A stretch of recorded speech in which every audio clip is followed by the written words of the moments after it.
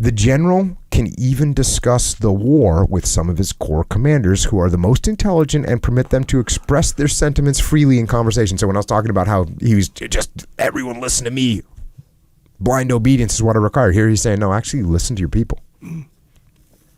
If you find some good things among what they say, you should not remark about it then, but make use of it.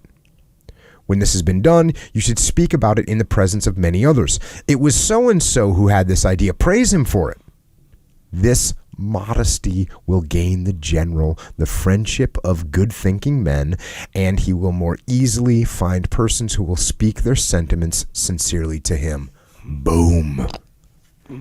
So that macho thing in the beginning was not true. This is what's true. Yeah. You want to have. He's the reason that he's doing this is because he wants people to speak their mind to him. That's the reason why he's doing this.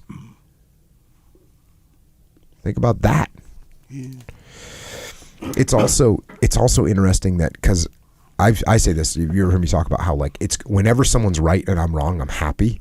Because if you're right and I'm wrong, I can be like, oh man, Echo, that's really, good job, man.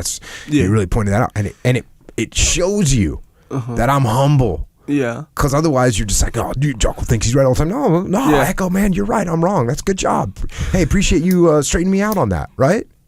Yes, you are right, actually. Yeah. And so that's what he's saying, is it actually gives you the opportunity to be modest and to be humble. Yeah. Because sometimes it can be hard when you're right all the time. Yeah. And you're used to that feeling. And yeah. And the reason that I think is kind of funny, because I can imagine, or I can kind of remember a few times where you're like, yeah, you are correct, and you'll say that you are correct. Yeah, and I'll be like, I'm kind of happy when you're right. Yeah, like, yeah, that's what I feel. I feel like, yeah, I just sort of taught Jocko a little something just now. It's small, but it's there. It's something.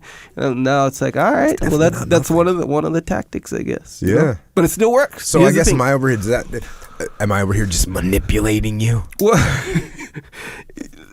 put it this way, I'm glad to be here. So let me answer that question for you. And we've talked about this before.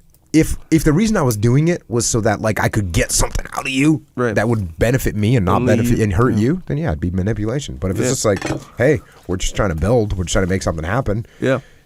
Then it's all good, in my opinion. Kind of gives me room to talk too, which is empowering.